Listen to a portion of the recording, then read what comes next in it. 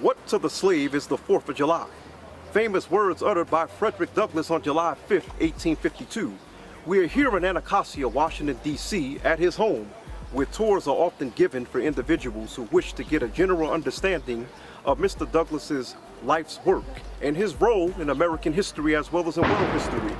Today we attended one of these tours and we spoke with individuals to get an understanding of what they felt Douglass meant to them and their personal lives and to the world in general. I loved coming to Frederick Douglass Home. First of all, I love coming to this land. I think it's beautiful, it's inspiring. I love the magnolia trees and the magnolia blossoms, but I also love what he stood for. And on July 4th, this is the only thing I'm going to do, because I think his speech to what is a slave is the 4th of July, I think it's so pertinent still today. So I need to reconnect with that message each year. And if I know people who are doing reenactments, I'm there. This year I wanted to come here to this historic place for this historic reason and share with others, really, for this very important and pertinent speech, even now in 2017. Well, it's a pleasure being here today, getting an actual reaccounting of Frederick Douglass. I'm in love with Frederick Douglass and his works. Frederick Douglass, by today's youthful standards, was balling out of control. He made a lot of money because he was wise in the game of literary science. He owned his own publishing company. He didn't only write his own books, but he wrote journals. He published his own journal. He published his own newspaper. He was able to create wealth off that and publish other people. With that, he amassed a lot of acreage here in D.C. You can't even do that today. There's nowhere in D.C. you can buy acreage of land like he was able to amass during his time.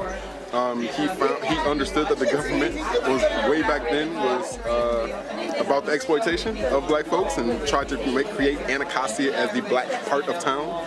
But he chose to come over here and be amongst his people, and chose the highest point in Anacostia. They called him the Lion of Anacostia, okay, where he could oversee all of DC right from our own backyard. But he walked here to the Capitol every other day. Literally walked. There was no metro. There was no bus, no trolley.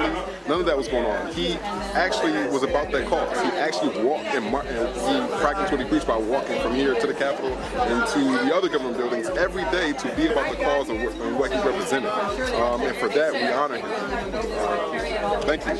I feel like this was really significant thing for me to do because Frederick Douglass, he had such a great impact for African Americans in the 19th century, and I just thought it was so important for me to be here. You know, seeing how he lived, especially being a black man in America in that time, in such a beautiful house, is just something really to think about, a different perspective, not just slavery. You know, somebody who actually had power in this country, as a marshal. You know, so I just think this was really important, even for all young people. I think they should all try to tour this house or anything that has black people in a great standing in the history of this country, to show that even though we came through such trials, you know, we can always triumph. We can always be better and greater. Well, I'm here today with the DC Host Committee, which is a committee that's affiliated with the Smithsonian National Museum of African American History and Culture and the African American Civil War Museum here in Washington, D.C.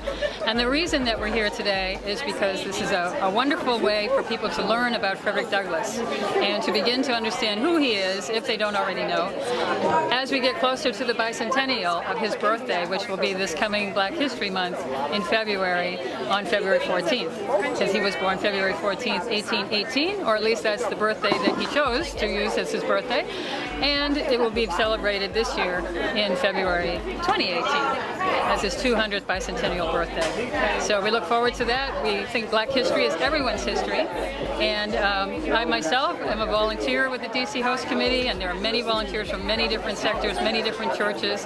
I work with the Church of Scientology. We have people from Muslim faith, from Christian faith, from every different faith, as well as many different walks of life, working with the DC Host Committee to help people enjoy these wonderful wonderful treasures here in Washington of Black history. Yeah, I think this year, like all years, it's important to really take a look at Frederick Douglass's speech, because I believe that a lot of the themes can parallel to today, even though it's the 21st century. A lot of things that he refers to has to help us all ask the question, how do we celebrate the independence of America, and at the same time there still be injustice in America? And so it's good to take a look at this speech, because there's no true freedom if anyone within the nation could be put in a position where they're not free or able to benefit from the justice, freedom and justice and equality of the system. In Washington, D.C., Doshon Farad, yourblackworld.com.